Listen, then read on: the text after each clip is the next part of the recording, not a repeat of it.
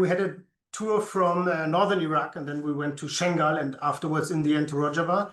And I think what we could observe is that the political system they're trying to build up is really different from everything else we could see in the region, that they're really trying their best to build up a democratic and inclusive society, a political system where men and women are heard, where all the different ethnicities are heard. And this is something that in every talk with the people sitting in front of us, we could see are different settings and different people sitting on the table than it would be in other political talks outside of Rojava.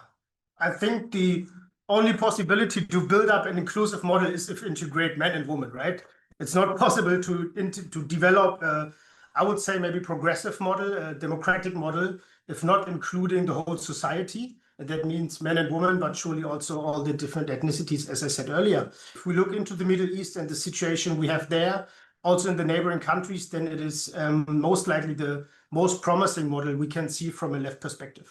So what we could see is that in the European Parliament, we had a resolution adopted after the fall of the Assad regime that is mentioning the recognition of Rojava. And I think, in my opinion, it is very, very important that not just the European countries, the European Union, but all other stakeholders all around the world are recognizing Rojava officially. I think for Germany, it would be important to open a consulate there, to have like more diplomatic exchange that is possible at the moment. At the moment, we don't have a consulate there. And I know that the party we're affiliated to, that the German Left Party, is definitely pushing for this issue. What really has to happen, and what we learned, there are no real official peace talks at the moment. There is this announcement of putting the weapons down. There is a lot of hope. And I just can underline it, that with everyone we talk to in all the regions, there's a lot of hope that this will be a start of a peace process. But I think there needs to be a proper peace process also. And this is something we will have to see.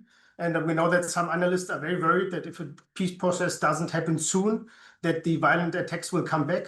So as said also earlier, the task of the international community is to support this peace process and to talk to Turkey that there is a peace process. I think there is this call for action now for people like Martin Schödewan, who, for example, who called out to say, I want to meet Öcalan. I think this is a very first good step to normalize also the situation of him, that he can have visitors coming over, that they're talking to him. But surely on the short term or on the middle term, there should be a release of Abdullah Öcalan and of all political prisoners.